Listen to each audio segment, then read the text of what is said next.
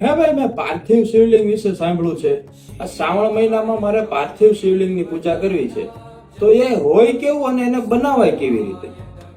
પાર્થિવ શિવલિંગ એટલે દોસ્ત કે માટીનું શિવલિંગ.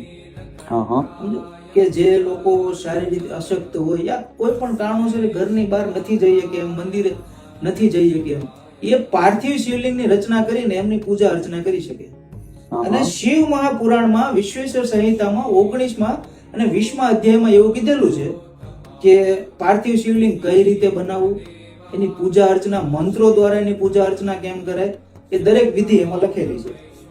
તો પાર્થિવ શિવલિંગમાં માટી, દૂધ, મધ અને ભસ્મ અને ગળ, આ બધાનું મિશ્રણ કરીને અને એમાંથી શિવલિંગની એને આકાર આપવામાં આવે છે.